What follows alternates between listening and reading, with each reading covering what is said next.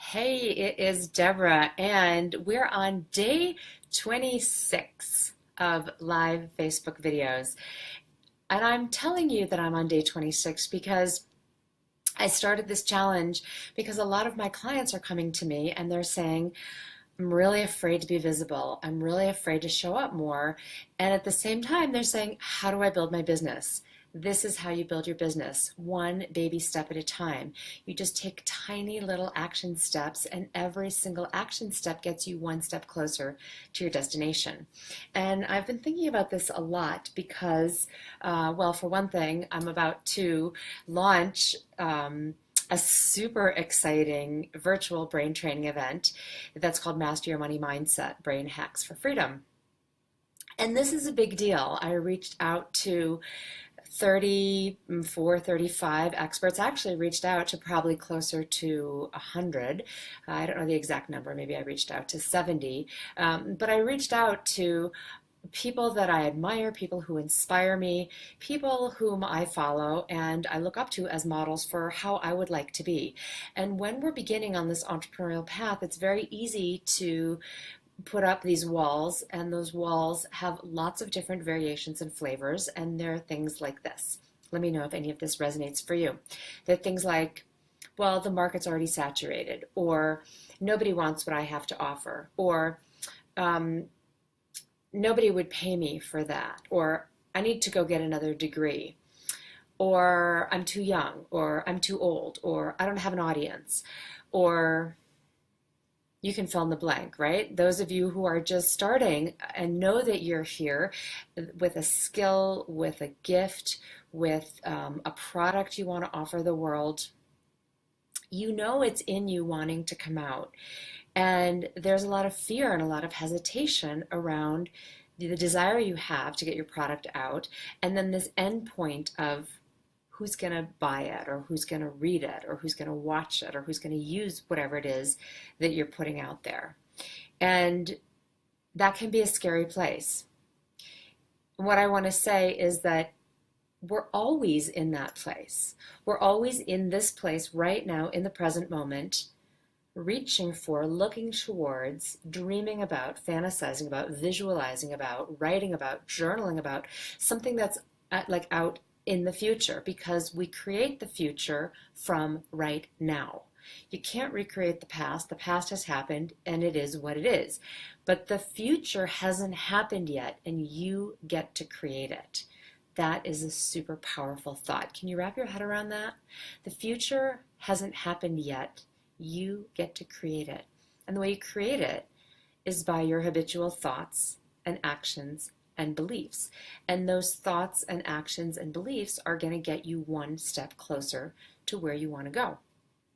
And that's actually a super empowering and super liberating way to think about it, because rather than you feeling stuck because of X story that happened in your past, X story that happened in your past doesn't matter, because the past, it's already over.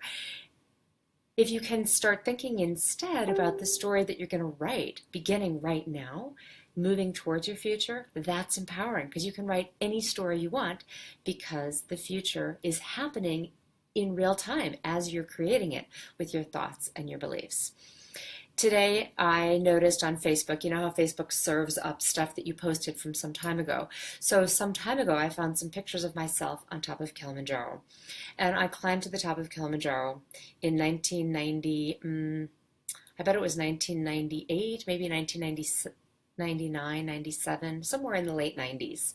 And the glacier was alive and well, and it was a big, long hike to get to the top of Kilimanjaro. And it's really interesting because you go through all these different ecosystems. First you're in the villages, and then you're in the rainforest with these beautiful canopies of moss that are like hair, like Rapunzel's hair off all of the trees. And then you get to this level that is not exactly grassland. I don't know what you would call it, but it's pretty low grasses, and then just these shrubs everywhere. And then as you get above the tree line, it gets rockier, and eventually you're up by the glacier. and you're going through all these different ecosystems. And as you're getting higher and higher, the air is getting thinner and thinner. And at a certain point, right, it's almost 20,000 feet high, that mountain. At a certain point, it just gets really hard to breathe. And as we were hiking up Kilimanjaro, our guides would tell us, breathe through the nose. At the time, I didn't know why it was valuable to breathe through the nose. And I've talked about that in other videos on this page. But they were telling us, breathe through the nose. And the other thing they would constantly repeat is Puli Puli, which means slowly, slowly, one step at a time. And this really had a profound impact on me then, back in the late 90s. And I think about this every day in my business, because being an entrepreneur is like climbing a mountain. There's always the next level to get to. And, then once you think you're there and then you rest, then you can go to the next level and then the next level. And then you've got this incredible view, but then you're going to come down and, that has its own challenges. And then you're going to go up again. And so we're really learning to integrate this, the conviction and the inevitability that this is going to be the rhythm, and that is the natural rhythm. There's nothing wrong with the descent, and there's nothing better about the ascent. It's just part of what we're doing as entrepreneurs. And so where was I going with this? My point about this was when I found those pictures of myself on Kilimanjaro, I remembered that moment so clearly that it was just one step at a time. One step at a time. And that's what we're doing in our businesses. That's what we're doing when we start a meditation practice or a journaling practice, or we start to write a book. Whatever it is that your desire is to create, to serve, to offer more of yourself, it just starts with one step. And then you take the next one. And then that step informs the next one. And that step informs the next one. And when you chunk it down like that, you just look at your life and your goals and your desires and your dreams and the creations that are just bubbling out of you, when you chunk them down into what's the next step, it's so much easier to just do that one step, because you don't feel afraid. You're not like in overwhelm of, oh my God, I have to scale this 20,000 foot mountain. No, you're just going to take one step. And then the next day you're going to take the next step. So for me, this is day 26. I've taken 26 steps to put myself in front of the camera and share something that I hope will be valuable to you as you're building your business. And I'd love to know what resonates for you. And I've also taken many, many steps and many, many juggled balls in the air to put on this brain training event that starts on Monday, May 1st. And I hope you'll join me, because there's a ton of incredible content in there.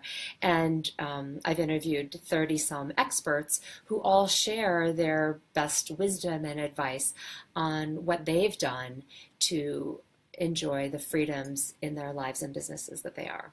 So that's my share for you. Have a beautiful Saturday, and I will see you tomorrow. And if you sign up for the free brain training event, Master Your Money Mindset, then I will see you there too. Have an awesome day, and I'd love to hear your comments on what resonated for you in today's video. Have a great day.